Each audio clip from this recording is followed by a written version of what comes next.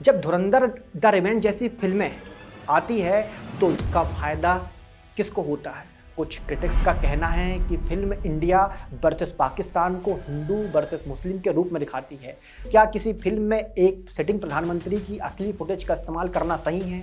क्या किसी फिल्म की आलोचना एंटी नेशनल होना चाहिए? अगर यही फिल्म दूसरी पार्टी या किसी नेता के पक्ष में होती तो क्या आपका रिएक्शन वही रहता? इन सवालों के जवाब ही तय करेंगे कि आप इस फिल्म को कैसे देखते हैं। 19 मार्च 2026 को एक ऐसी फिल्म जिसने बॉक्स ऑफिस तोड़ दिया और इसके साथ ही देश की बहस और गहरी कर दी। 100 करोड़ की ओपनिंग, 40 करोड़ एडवांस बुकिंग और 5 लाख लोगों ने बुक माई शो पर फिल्म पहले से इंटरेस्ट मार कर दिया। थिएटर में लोग खड़े होकर तालियां बजा रहे थे, लेकिन उसी रात विवाद भी शुरू हो गया। कांग्रेस ने इसे बीजेपी का प्रचार बताया, समाजवादी पार्टी ने इसे नफरत फैलाने वाली फिल्म कहा, लेफ्ट ने इसे प्रोपोगेंडा करार किया और सोशल मीडिया पे देशभक्ति बनाम प्रोपोगेंडा की लड़ाई शुरू हो गई। तो अब सवाल ये नहीं है कि फिल्म अच्छी है या बुरी है, सवाल ये है कि धुरंधर द रिवेंज देशभक्ति है या प्रोपोगेंडा है। अगर आप भी थिएटर गए हैं, मूवी देख चुके हैं या अभी तक मिस कर चुके हैं तो ये वीडियो को छोड़ना आपके लिए नामुमकिन हो जाएगा। सबसे पहले ये समझ लेते हैं कि प्रोपोगेंडा क्या होता है।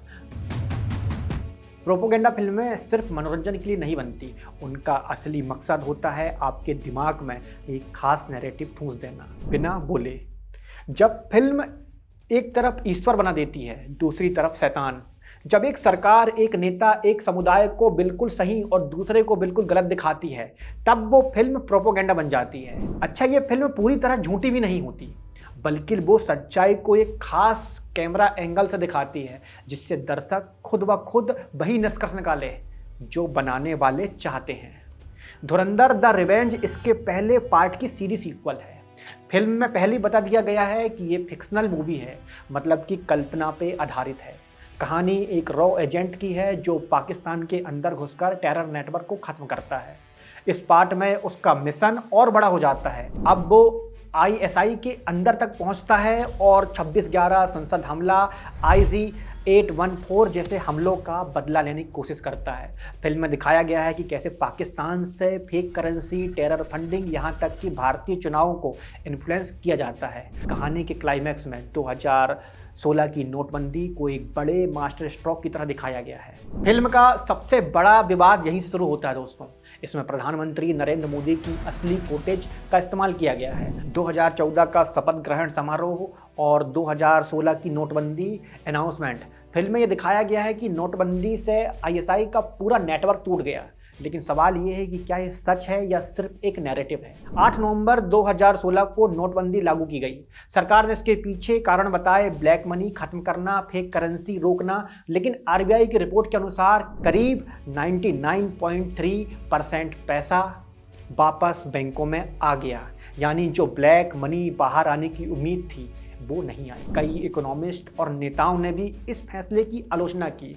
ऐसे में एक विवादित फैसले को फिल्म में पूरी तरह सफल और सही दिखाया जाता है, तो ये सवाल उठता है कि ये सिर्फ एंटरटेनमेंट है या पॉलिटिकल मैसेजिंग है। फिल्म पर यह भी आरोप है कि ये एक खास समुदाय को टारगेट करती है। कुछ क्रिटिक्स का कहना है कि फिल्म इंडिया वर्सेस पाकिस्तान को हिंदू वर्सेस मुस्लिम के रूप में दिखाती है।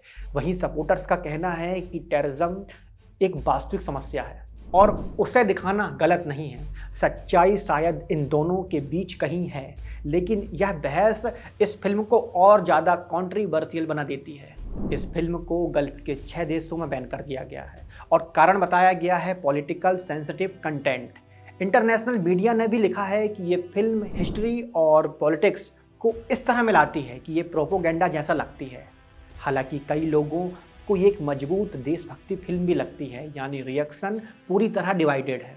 अब दूसरी तरफ की बात करें तो फिल्म की सफलता खुद एक बड़ा फैक्टर है। 100 करोड़ की ओपनिंग किसी भी फिल्म के लिए एक बहुत बड़ी बात है। ये दर्शाता है कि लोग अपनी मर्जी से जाकर देखे और पसंद किए। फिल्म टेक्निकल भी मजबूत है, एक्टिंग, डायरेक्शन और एक्शन सीक्वेंस को काफ़ी सराहा गया है। सपोर्टर्स का सबसे बड़ा तर्क है कि फिल्म मेकर्स को अपने विचार दिखाने का पूरा अधिकार है और कोई फिल्म देशभक्ति दिखाती है तो इसमें गलत क्या है। अब असली सवाल आपके सामने है, क्या किसी फिल्म में एक सिटिंग प्रधानमंत्री की असली फुटेज का इस्तेमाल करना सही है?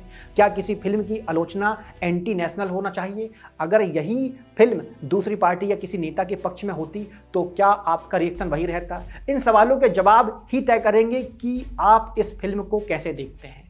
धुरंधर द रिवेंज सिर्फ एक फिल्म नहीं बल्कि एक मिरर है जो हमारे पॉलिटिक्स, हमारे पूर्वाग्रह और सिनेमा की ताकत दिखाती है। अब आप ये बात को समझिए कि हम सभी फिल्म देखते हैं, कोई मनोरंजन के लिए देखता है, कोई समय बिताने के लिए, कोई कुछ नया सीखने के लिए। लेकिन क्या हमने कभी सोचा है कि फिल्म केवल इंसानों को रुलाने या हंसाने के लिए नहीं बनती, वे हमारे समाज को गहराई से प्रभावित करती है। सबसे पहले फिल्मों का मुख्य उद्देश्य मनोरंजन होता है। व्यस्त जीवन में जब लोग थक जाते हैं तो वो ये फिल्मों के माध्यम से अपनी थकान दूर करते हैं। एक अच्छी फिल्म हमें हंसाती है, रुलाती है और कुछ समय के लिए हमारी चिंताओं को भुला देती है। लेकिन फिल्मों का काम केवल मनोरंजन तक सीमित नहीं है। फिल्में शिक्षा और जागरूकता को फैलाने का एक बहुत बड़ा माध्यम है। कई फिल्में समाज के उन मुद्दों को सामने लाती है जिनके बारे में लोग खुलकर बात नहीं करते। उदाहरण के लिए तारे ज़मीन ने हमें सिखाया कि हर बच्चा अलग होता है, उसे समझने की ज़रूरत होती है। इस फिल्म ने शिक्षा प्रणाली पर सवाल उठाए, माता पिता को बच्चों के प्रति संवेदनशील बनने का संदेश दिया। इसी तरह दंगल ने हमें दिखाया कि बेटियां किसी से कम नहीं होती। इस फिल्म ने समाज में महिला सशक्तिकरण को बढ़ावा दिया। आर्टिकल 15 ने जातिवाद जैसे गंभीर मुद्दे को उजागर किया। इस फिल्म ने हमें सोचने पर मजबूर किया, क्या हम सच में एक समान समाज में जी रहे हैं? पैडमैन ने ऐसे विषय पर बात की जिस पर खुलकर चर्चा नहीं होती। महिलाओं की स्वच्छता, इस विषय में समाज में जागरूकता फैलाना एक बहुत बड़ा और महान काम है। इन सभी फिल्मों ने साबित किया है कि सिनेमा समाज को बेहतर बनाने की ताकत रखता है। अब मैं बात करना चाहूँगा फिल्मों के सामाजिक परिवर्तन में योगदान की। कई बार एक फिल्म लोगों की सोच को पूरी तरह बदल देती है। लोग अपने विचारों पर पुनर्विचार करते हैं, एक नई दिशा में सोचने लगते हैं। यही सिनेमा की खूबसूरती है, यही सिनेमा की असली शक्ति है। लेकिन हर चीज का एक दूसरा पहलू भी होता है। कुछ फिल्में ऐसी होती है जो समाज पर नकारात्मक प्रभाव डालती है। आजकल कई फिल्में अत्यधिक हिंसा, गुस्सा और आक्रामक व्यवहार को दिखाती है। जब इन चीजों को बार बार दिखाया जाता है तो खासकर युवा वर्ग उस व्यवहार को अपनाने लगता है। उदाहरण के लिए कबीर सिंह एक ऐसा किरदार दिखाया गया जो गुस्सेल है और आक्रामक है। कई लोग ने इस किरदार को गलत तरीके से हीरो मान लिया, इसके व्यवहार को सही समझने लगे। इसी तरह एनिमल ने अत्यधिक हिंसा और आक्रामकता को प्रमुखता दी है। इस तरह की फिल्में समाज में हिंसक सोच को बढ़ावा दे सकती हैं। कुछ गैंगस्टर और अपराध आधारित फिल्में समाज को ग्लैमरस बनाकर दिखाती हैं जो समाज के लिए बुरा है। इसलिए बहुत ज़रूरी है कि ऐसी फिल्मों को केवल मनोरंजन के रूप में देखें, ना कि उन्हें पूरी तरह अपने जीवन में अपनाएं। अब सवाल उठता है कि ये किसकी जिम्मेदारी है? सबसे पहले फिल्म निर्माताओं की जिम्मेदारी है कि वे ऐसी फिल्में बनाएं जो समाज को सकारात्मक दिशा दे। उन्हें ये समझना चाहिए कि उनके द्वारा दिखाए गए दृश्य और विचार लाखों करोड़ों लोगों को प्रभावित करते हैं। दूसरी ओर दर्शकों की भी जिम्मेदारी है कि हमें ये समझना होगा कि हर फिल्म को संदेश नहीं माना जा सकता। हमें अच्छाई और बुराई के बीच में अंतर करना आना चाहिए। अगर हम सही फिल्में चुनेंगे तो समाज भी सही दिशा में आगे बढ़ेगा। देखिए, यहीं पे ये बात भी समझ लीजिए कि जब धुरंधर द रिवेंज जैसी फिल्में आती है तो इसका फायदा किसको होता है? धुरंधर द रिवेंज जैसी फिल्मों का फायदा अलग अलग स्तर पर अलग अलग लोगों को होता है। यही इसे समझना जरूरी बनाता है। सबसे पहले फिल्म के मेकर और प्रोड्यूसर को सीधा आर्थिक फायदा मिलता है। जब किसी फिल्म के आसपास विवाद होता है तो वह अपने आप चर्चा में आ जाती है। लोग सिर्फ मनोरंजन के लिए नहीं बल्कि ये देखने के लिए भी जाते हैं कि आखिर इतना विवाद क्यों हो रहा है। इस तरह कंट्रोवर्सी खुद एक तरह का मार्केटिंग टूल बन जाती है जिससे बॉक्स ऑफिस कलेक्शन बढ़ता है। दूसरी तरफ ऐसी फिल्मों से राजनीतिक पक्ष को भी अप्रत्यक्ष फायदा हो सकता है। जब किसी फिल्म में नरेंद्र मोदी जैसे नेता या सरकार के फैसलों को सकारात्मक तरीके से दिखाया जाता है तो इससे दर्शक के मन में तो सरकार के प्रति एक फेवरेबल इमेज बनती है। ये सीधे सीधे प्रचार नहीं होता लेकिन ये लोगों की सोच को प्रभावित करने का काम करता है, जिसे इनडायरेक्ट पॉलिटिकल मैसेजिंग कहा जाता है। इसके अलावा विचारधारा से जुड़े समूहों को भी ऐसी फिल्मों से लाभ होता है। जब फिल्म में हम बनाम बे जैसे नैरेटिव दिखाया जाता है तो लोगों की सोच को एक खास दिशा में ले जाया जाता है। इससे समाज में ध्रुवीकरण बढ़ता है और कुछ आइडियोलॉजिकल ग्रुप के लिए यह उनकी सोच को मजबूत करने का माध्यम बन जाता है। मीडिया और सोशल मीडिया भी इससे पीछे नहीं रहते। ऐसी फिल्मों पर होने वाली बहस, टीवी डिबेट, यूट्यूब वीडियो और सोशल मीडिया पोस्ट उन्हें भरपूर कंटेंट मिलता है। इससे उनकी टीआरपी, व्यूज़, इंगेजमेंट बढ़ती है। यानी फिल्म थिएटर में ही नहीं बल्कि डिजिटल प्लेटफॉर्म पर भी लगातार कमाई करती रहती है। अंत में अगर दर्शकों की बात करें तो उन्हें इससे मिश्रित प्रभाव मिलता है। एक और उन्हें देशभक्ति और सुरक्षा जैसे मुद्दों पर जागरूकता मिलती है और मनोरंजन भी होता है, लेकिन दूसरी ओर अगर फिल्म एक पक्ष को ज़्यादा मजबूत दिखाती है तो उससे दर्शक भी पूरी सच्चाई मान लेता है।